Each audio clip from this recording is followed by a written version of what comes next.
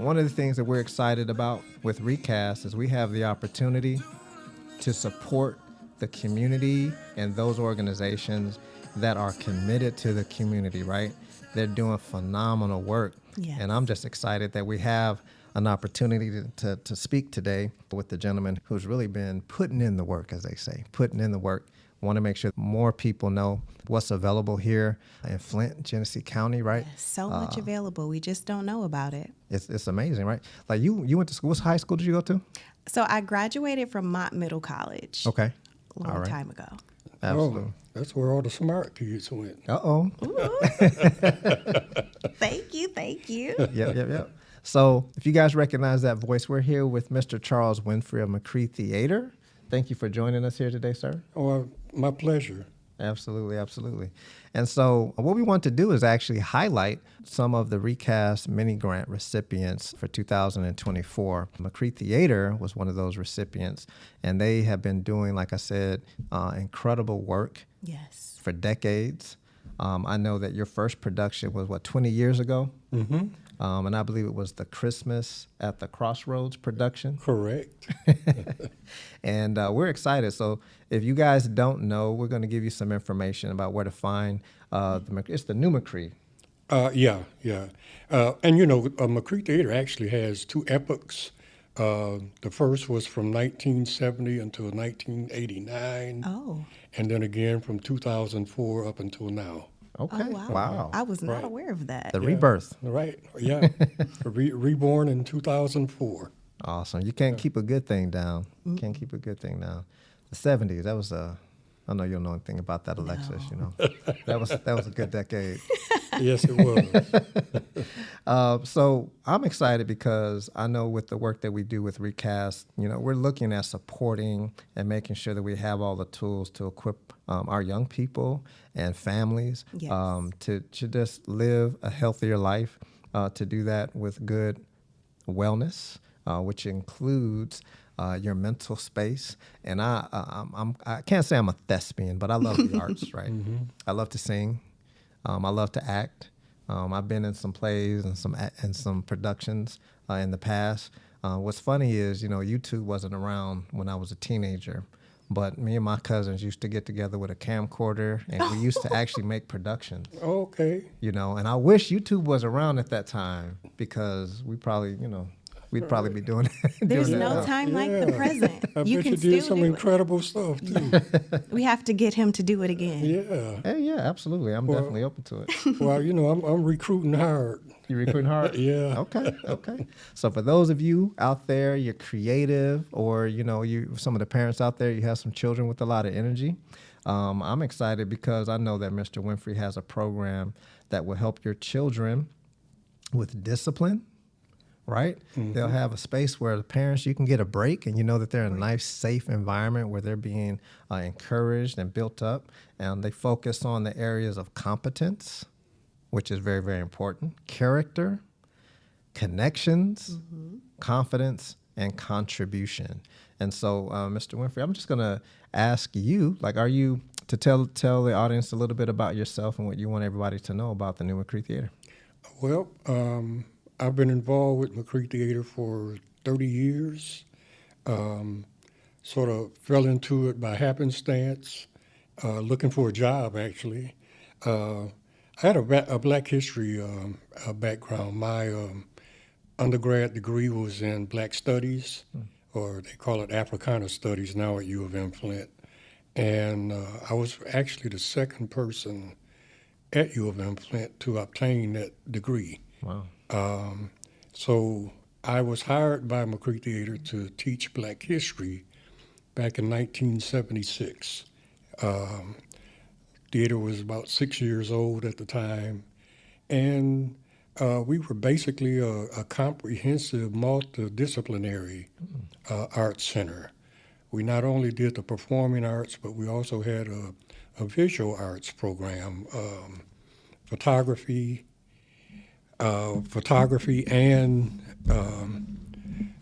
visual arts classes. We had poetry classes, dance classes, and of course theater classes. And we did a number of theater productions as well as dance productions at the time. The theater went on an extended hiatus. Funding sort of dried up because we were a Model Cities program. I know Alexis doesn't know anything about the Model Cities program. It was way before her time. And so Model Cities funded the program totally. We didn't have to earn income. We didn't have to write grants. So we didn't develop any survival skills, And when the funding dried up, we just left dangling. And unfortunately, the theater had to close its doors at that time. In 2004, a group of thespians, lovers of theater that looked like me, got together, and we decided to reestablish the theater. So we dusted off our 501c3 status and convened the board of directors. And here we are 20 years later, having about 80 major productions under our belts. 80 major productions. That's phenomenal. So you can't keep a human spirit down, right?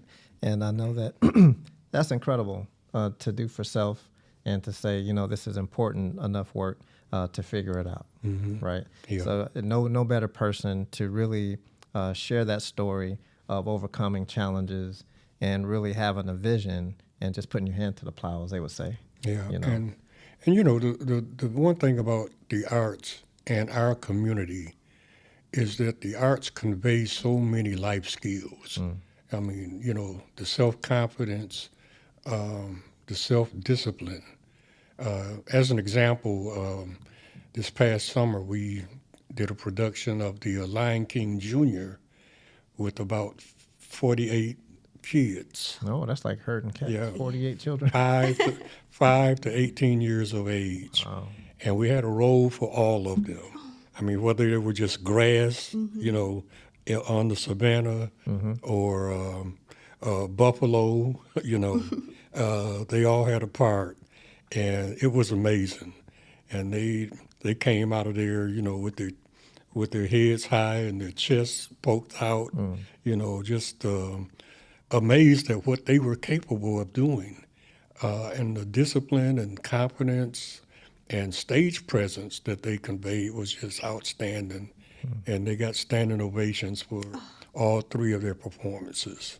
Well, I know that's powerful. Yeah. We talk a lot about mental health and wellness and different things like that. So I know the importance of positive childhood experiences, making sure that, our young people actually have an environment, a community where they feel that they belong, where they feel supported, and where they feel that, their voice is heard. So I know that is a big confidence booster for our young people to know that, hey, I'm a part of this big production. Even I have a role. I'm contributing to something special. Right. Yes. Right. And I really appreciate how you bring out all the other skills that you receive from being involved with the play, because please don't judge me.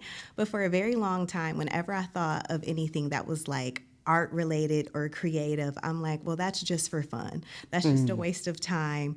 I have no creativity. Why would I ever be involved with something like that? But when you really break down like the other skills that you gain, like the confidence, the discipline, everything else that actually goes into it, I'm sure there's someone else out there like me who didn't really appreciate the importance of it. So thank you. Yeah, so don't feel bad, because the majority of the country thinks that way, and the arts are always the first to go. So when the schools begin to cut back, the arts programs are always the first to get cut. And that's why it's so important to have programs like McCree Theatre in the community, to compensate, for the loss of arts in the schools and in my particular community, the inability to go to other, commercial dance studios or cultural center type programs because of the lack of transportation and the lack of affordability. Yes. Yeah, so I know affordability is a big one. I have 4 children myself. I have 3 girls and a son. My son just turned 9 this month. And, I can tell you child care buying diapers, Yeah. keeping them fed, and then trying to find something for them to do in the summer. I know you ran this summer program because of the mini grant that Flint ReCAST made available. We put out a call. We had 50 organizations apply, and I was so excited to see the new McCree Theatre get supported this year because I know with the track record that you have, number one, it's very broad, right? Not only are you feeding them, and so when you're out of school sometimes, having to know where your next meal is going to come from, that's something that's taken off the table because you all are able to provide breakfast and lunch, I believe, right? Yes. With all of our camps, we do, in addition to the summer camp that we do every July and August, we do Saturday day camps. And with each of them, we provide breakfast and lunch, courtesy of G-Card. G-Card, that's Yes. fantastic. Yeah. That's amazing. So many people in our community suffer from food insecurity, especially children, like you highlighted. So for them to even have a place where they know for sure they're able to go and at least get breakfast and lunch, honestly, that also contributes to our mental health. There's so many of these little various aspects we don't think about that actually play such a huge role, not only knowing where your food is coming from, but also receiving the proper nutrition and able to support yourself. So you do so much great work. We are just so thankful for you. Well, thank you. Thank you. I'm curious about some of the success stories that come from the work you're doing. I know it's like a little ripple effect. I mean, you've been doing this for, like I said, you said 30 years, right? So I'm sure you've started with a young 5-year-old who now is an adult. Do they come back to the McCree Theatre? Oh, yeah. We've got actors now who have been there, since they were 8, 9 years old. Wow. Yeah, yeah. And now they're adults performing for us. And what about volunteerism? Is that something that is a need at the McCree Theatre? Yeah, and we do have a very good cadre of volunteers who help with front of house activities for the theater, who help with our concessions. Yeah, we have a great core of volunteers, and we'll be honoring those that have been with us, since the beginning for the past 20 years at our gala this Saturday, which is taking place at 5:30 Saturday, August 31st, at the Gateway Center. Okay. Face Center. Okay. So how can people get tickets if they want to show? Do you just show up, or do they need to reserve a ticket? Yeah, we do have to, reserve seating for them. But if they're interested, they can call the theater or go to our website. Tickets are $100 each, and all of the proceeds go to our programming at the theater, particularly our youth programming. Okay. And that website is the new McCreetheater.com. Yes. And I'm going to just spell it out because if you're listening, you can't see it on the screen, but it's TheNewMcCreetheatre.com. The new McCree Theater. Also the phone number, if you want to call, you can reach the new McCree Theater at 810-787-2200. And if they want to mail in a donation, which is tax deductible to support the wonderful work that you're doing, you receive checks in the mail as well, right? Yes. Okay. So you can mail that check to 4601 Clio Road, Flint, Michigan, 48504. And it is a deduction. But more than that, you're going to support an organization that really is touching the lives of children in a very broad way. You have any testimonies that come to mind, what some of the young people have shared with you about how the work that you're doing over at McCree Theatre has touched their lives or helped them? Well, not so much what they have told me or shared with me, but what I've seen, is really just the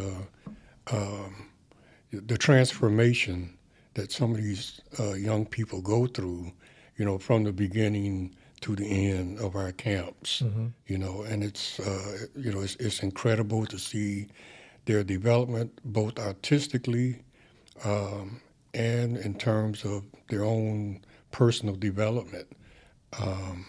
You have kids that come in very shy and introverted, and they leave, with a lot of energy and a lot of outspokenness. That confidence builder. Yes. I can tell you, I'm thinking of my oldest daughter who is 17, and in a few months, February, she'll be 18. But she started her senior year in high school. And when she started in high school, very shy, kind of to herself, but she volunteered for theatrical student production. And she wasn't on stage. She doesn't like that attention. But she found that the crew, because there's two sides of the theater, right? Right. You have cast and crew. Right. We'll talk about cast and crew, because what she was able to do on the crew side of things was find where she fit in, found how she loved building sets and doing things, and she's really opened up and just flowered. And it's been really, really good to see my daughter come out of her shell, so to speak, and just really find her place. And she's actually one of the leaders this year. She was asked to lead the crew. So what is cast and crew? How does that work? Well, there are three components basically to theater. There's the cast, of course.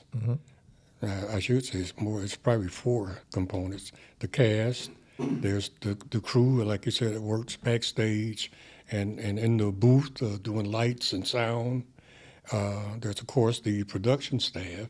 That's your director and dramaturg and choreographer and stage manager, and then there's the audience. So it's a four-prong kind of deal, and one supports the other. So you said the audience. I don't think about the audience being important in a production, but how important is an audience? Well, to these type of productions? that's the whole gist of it. I mean, that's what we do it for the audience. I mean, whether you were doing movies or Broadway or off-Broadway or community theater, you're doing it for the audience.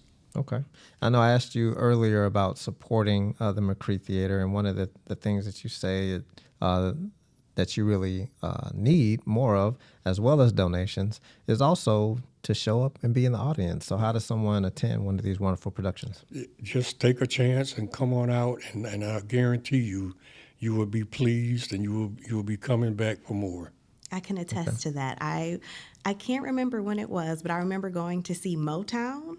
Okay. I'm pretty yes. Yeah. Okay. Yeah. It was just such a great experience. Yeah, that was one of our favorites. I was a little, reluctant because I'm like, it's embarrassing to not know who Motown was, but I'll be honest, I didn't. I'm like, Motown, why would I ever want to go see that? And then I just was there and I loved it so much, and I wanted to go back. I didn't wind up having enough time in my schedule, but I can definitely agree. It was a great experience. Didn't regret it at all. Yeah, there are just so many incredible stories that came out of Motown. Not only was Berry Gordy a genius, and building that company from the ground up and giving so many artists an opportunity. I can remember growing up on the streets of Flint, and of course we had our street corner soul, and our street corner groups, and always looking to get on the radio to showcase our stuff. But we didn't have like a Berry Gordy in the community, so our talent was sort of like in vain.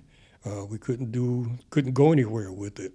But it was incredible what they did, and we just loved doing stories about Motown because of that incredible success story, and for what he did in lifting up so many people. I mean, can you imagine Diana Ross coming from the Brewster projects, and now she's got a villa in Switzerland somewhere, So that's the kind of thing that Motown did.